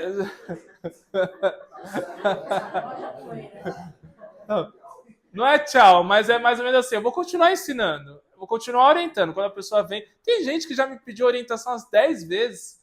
Eu sei que ela não vai mudar. Mas toda vez que ela vem, eu oriento. Não tem problema. Não tem problema. Mas não é uma pessoa que eu vou ficar quebrando minha cabeça mais, né? Senão você fica doido e a pessoa fica bem, aí você morre, ela fica viva e tá tudo certo, entendeu? E não é isso. Então, veja bem, essas parábolas aqui, por que Jesus está dando essas parábolas? Olha, tem joio no meio da seara. Olha, tem peixe ruim no meio da rede. Por que ele está dando essas parábolas? Que é para a gente entender que a igreja, enquanto ela estiver aqui na terra, ela não é perfeita. E a destruição da igreja, de maioria das igrejas, não veio de fora, veio de dentro. Porque foi os peixes podres que deram poder para eles. Foi os joios que tomaram proeminência e destruíram a igreja. Por que não existe mais as igrejas da Ásia Menor? Para quem João escreve a carta do Apocalipse. Onde foi parar a igreja de Corinto? A igreja da Galácia do Sul? Onde estão essas igrejas? Vai nesses países, não existe mais. O que aconteceu? O avivamento na Rua Azusa durou 3 anos. Não, estou falando de um avivamento mundial. 3 anos. Sabe o que aconteceu? 1906 começou o avivamento. William Simon. Pá. Rua Azusa Street, 312, uma maravilha. Pancada pentecostal. Puf, explodiu. Virou os Estados Unidos de cabeça para baixo. 1907, começa a se levantar lideranças no avivamento da Rua Azusa. 1908, essas lideranças começam a se separar em grupos. 1909, esses líderes traem William Simon. Cada um abre a sua igreja e racha o avivamento. 15 anos depois, tiveram que vender o estaleiro, porque não tinha mais dinheiro para pagar o aluguel. William Simon morreu e a esposa dele morreu também. Acabou o avivamento da Rua Azusa. Você entendeu? Quem foi que destruiu o avivamento da Rua Azusa? Foi os de fora? Não foi. Eles tentaram. O jornal York Times chegou aí lá na Rua Azusa e escreveram na capa do jornal assim, uma grande bagunça, uma babel de línguas. Difamaram o avivamento da Rua Azusa nos 4 cantos da terra, mas não conseguiram mover uma palha contra. Mas quando o joio que estava lá se levantou, aí, meu irmão, quando o joio se levantou, acabou o avivamento. Isso foi assim em todos os avivamentos da história, tá? Não. Foi bastante atacada pelas igrejas por conta que a Sim. segregação racial era muito forte e lá não tinha. Principalmente a Igreja Batista, né? A Igreja Batista do Sul atacou demais. Sabe o que eles falavam? Vou falar o que eles falavam do avivamento da Rua Azusa. O último vômito de Satanás. Era isso que a Igreja Batista falava. Tá? Então, para você ver, quando eu falo do joio, estava dentro do avivamento e dentro da igreja, porque a Igreja Batista, a Igreja da Rua Azusa, era tudo igreja. Estava lá o joio. Então, foi os próprios joios que destruíram a obra. A gente não tem que temer o exterior. Você não tem que temer, vai aprovar o aborto, vai aprovar o casamento gay. Filho, a gente não tem que temer a isso. A gente tem que temer o joio que está dentro da igreja. É eles que têm o poder de destruir a obra de Deus. não é o aborto, não é a legalização da maconha, não é isso. Isso não tem o poder. A igreja passou quando tudo isso era legalizado e ela continuou prosperando. Se você ensinar o seu membro o valor da vida humana, desde a fertilização intrauterina, ele nunca vai aderir ao aborto, se ele tem consciência disso, espiritual. Então a gente não tem que temer isso. Tem que temer se você não ensina. Aí a menina vai abortar. Aí vai acontecer, né? Mas aí é por falta de orientação, não porque a lei falou sim ou não. A gente não teme isso. Você entende? Sim ou não? Agora Jesus vai falar da eficácia do reino de Deus. E aqui nós já vamos partindo para o final, tá? Veja aí comigo a parábola que está no versículo 33. O reino dos céus é semelhante ao fermento que uma mulher tomou, escondeu em 3 medidas de farinha, até ficar tudo levedado, tá? Ele está comparando aqui a uma levedura do fermento na massa de farinha. E o primeiro ensinamento é, quando você pega o fermento e você coloca na massa de farinha, o fermento em si ele fica invisível, sim ou não? Ele vai se misturar com a farinha e ele vai ficar invisível. Ou seja, era Jesus mostrando que o reino de Deus ele é invisível e interior, ele não vem de forma material. Assim como o fermento não é visível quando ele se mistura na farinha.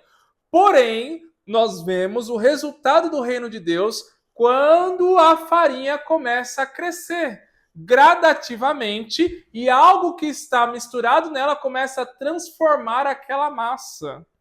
Quando a gente vê a massa crescer, a massa inchar e ser transformada, a gente entende que dentro daquela massa tem fermento. Assim também é o reino de Deus, invisível, interior, mas quando você vê a transformação, a mudança radical que tem na pessoa, na igreja, no ambiente, você percebe que ali há uma manifestação do reino de Deus, certo? Apesar de ser invisível, a sua manifestação, o resultado transformador é visível. É por isso que uma das formas de você entender se o lugar onde você está congregando, ele vem corroborando para o crescimento do reino de Deus ou não, é você entender se as pessoas ali estão sendo transformadas dia após dia à imagem e semelhança de Jesus.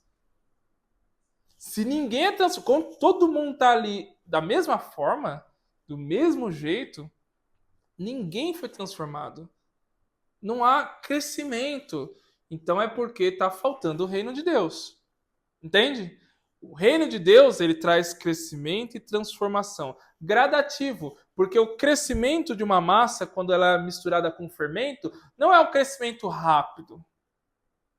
Não é um crescimento ativista. Você não precisa ficar batendo a massa para a massa crescer. Se você colocou, misturou o fermento, deixa ela descansar, ela vai crescer automaticamente. Deu para entender? Tem igreja que acha que quanto mais culto, mais vai crescer a massa. Não, filho. Não é isso. Você não precisa ficar batendo a massa 24 horas para a massa crescer. Se tem o reino de Deus lá, as pessoas vão ser transformadas pouco a pouco e a gente vai experimentar esse crescimento gradativo, gradual do reino de Deus no meio do povo.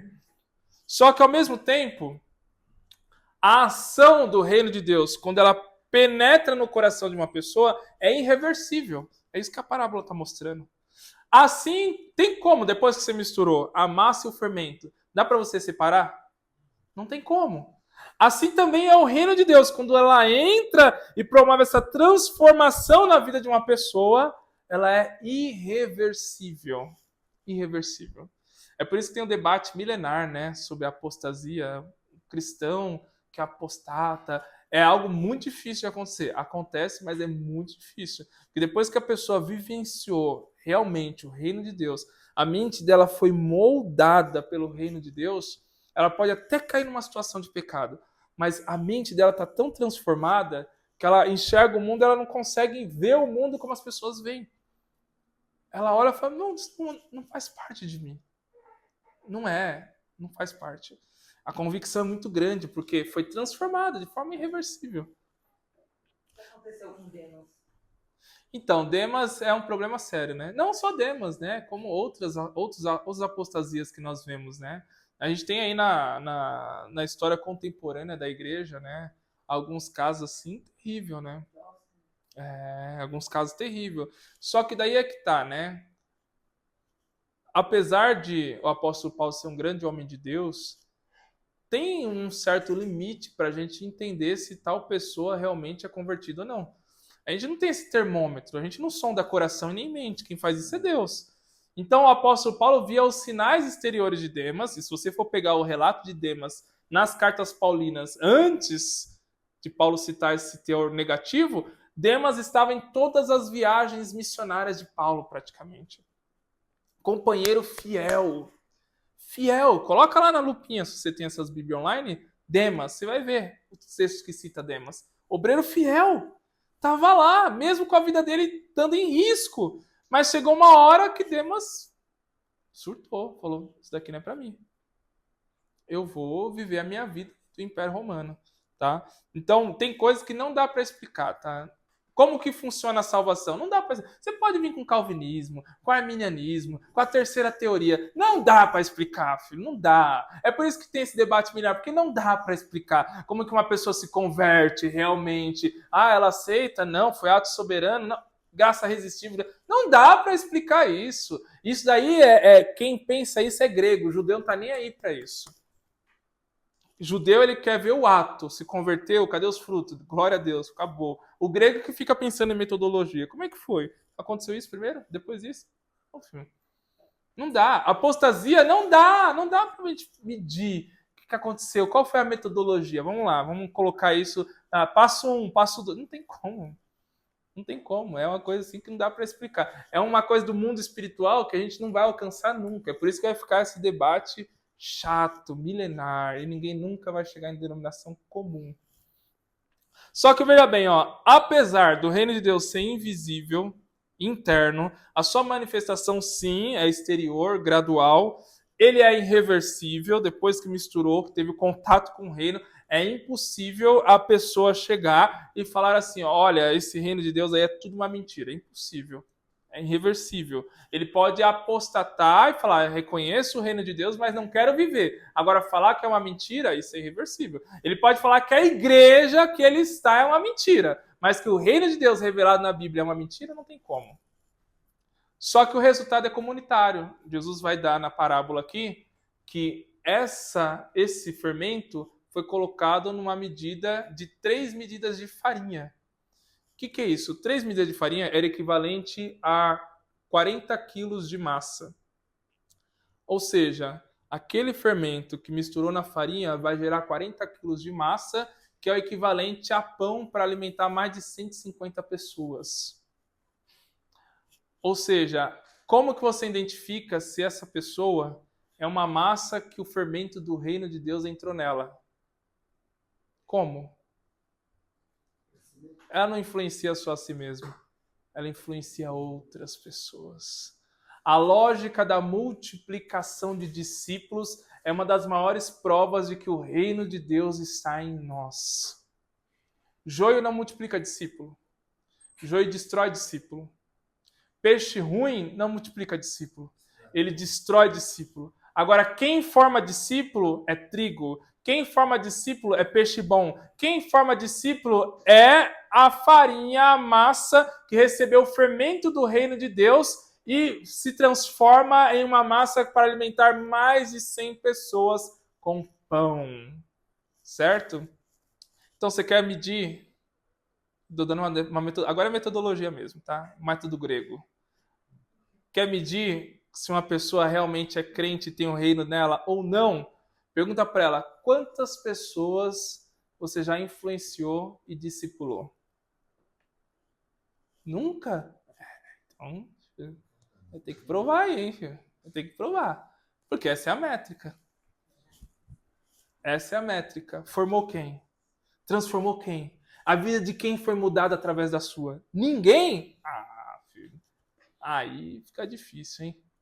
Eu não vou te julgar. Mas também não vou atestar. Certo? Sim ou não? Deu um calafrio aí, não? Deu não, né? Vocês já formaram muita gente. Última parábola. É um bloco de duas, né? A parábola do tesouro escondido e da pérola. Primeira parábola do tesouro. Veja comigo, ó. Um homem, ele viu um campo, tá aí no versículo 44. O homem, ele viu um campo, e esse campo tinha um tesouro escondido. Ele descobriu que tinha um tesouro escondido.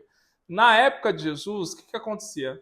Tinha o sistema bancário? Tinha, mas era muito precário. O que eles faziam para garantir que o seu dinheiro não ia ser roubado? Eles abriam um buraco na terra e colocavam lá os tesouros dentro da terra.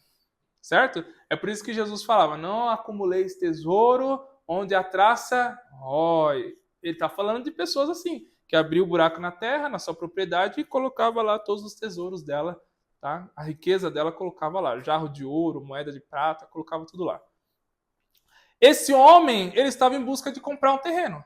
E ele descobriu, não se sabe como, e até essa nuance do homem não saber como ele descobriu que aquele tesouro estava enterrado debaixo da terra, é também um ensinamento de Jesus. Por quê? Nós descobrimos o reino. Como? Por que você entendeu o que é o reino de Deus e pessoas que ouviram a mesma mensagem que você não entenderam? Por quê?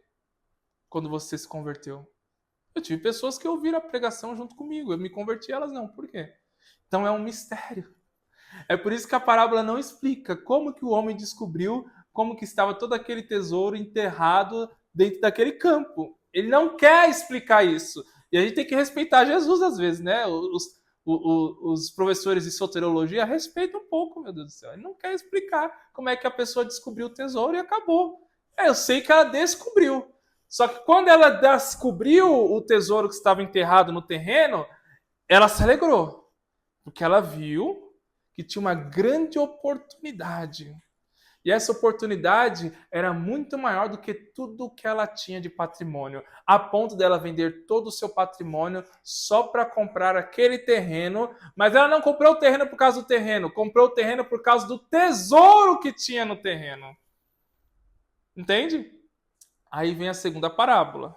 Um comerciante de pérolas, e ele conhece os valores das pérolas, mas ele encontra uma pérola de alto valor. Essa expressão aqui no grego de alto valor é uma expressão como se ele tivesse encontrado uma pérola tão valiosa que ele nunca tinha encontrado na vida. Então, qual é a nuance do texto? Essa pérola que ele encontrou, ele nunca mais vai encontrar uma igual. Então, ele não pode perder a oportunidade de adquirir.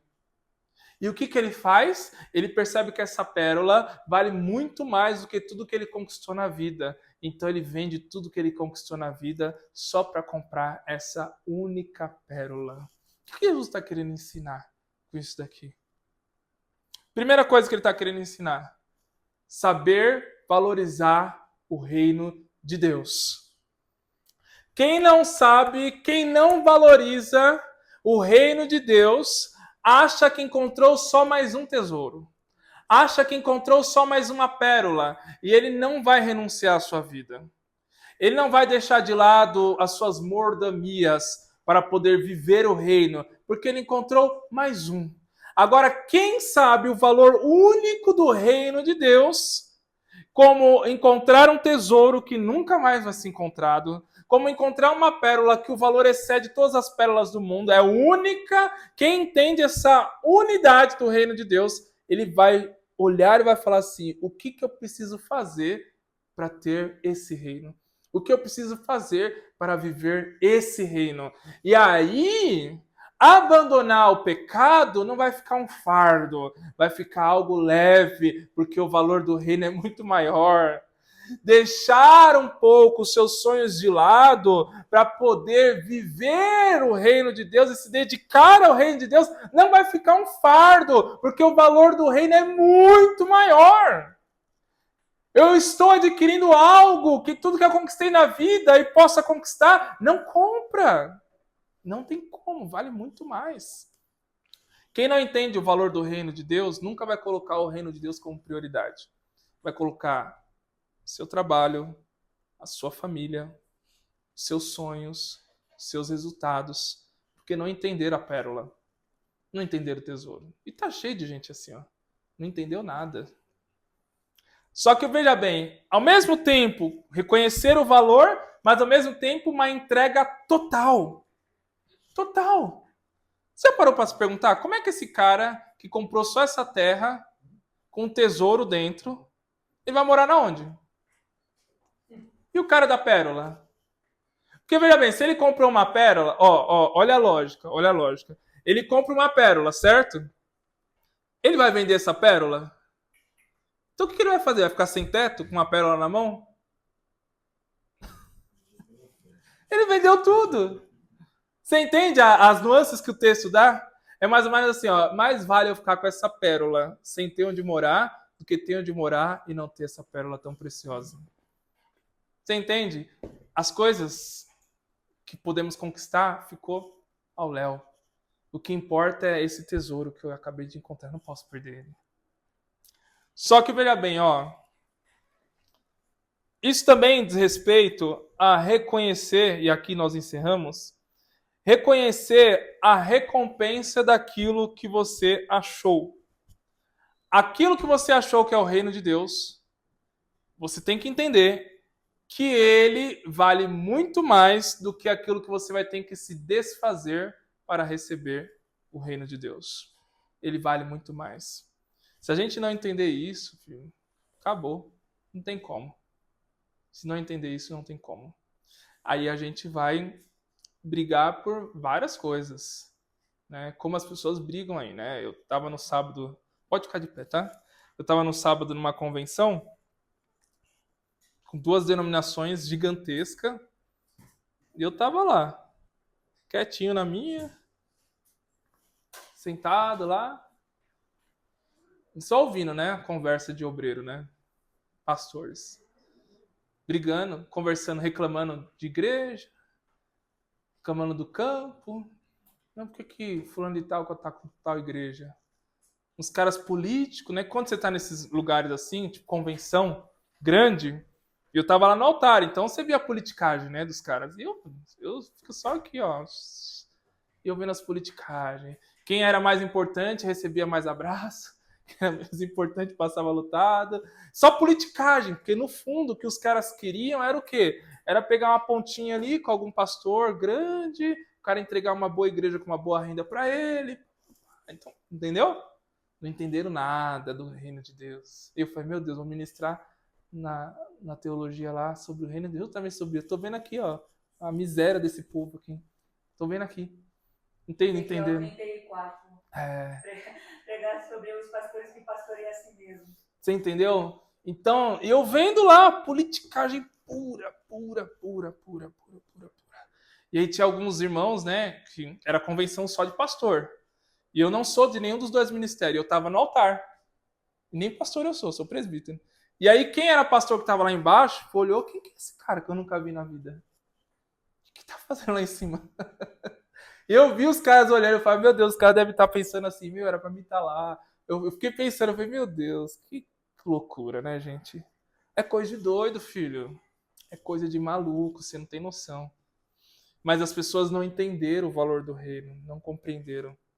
E quando você não compreende, você vai valorizar outras coisas e não o reino de Jesus. Mas, graças a Deus que vocês já estão aqui vacinados, né? Vacinado. Vamos ficar de pé. Na semana que vem, eu não sei como é que vai funcionar, mas a gente vai avisar lá no grupo, porque eu não sei se o Isaac chamou o professor que estava por vir, porque vocês só têm uma aula só esse ano, né? Que é a última aula.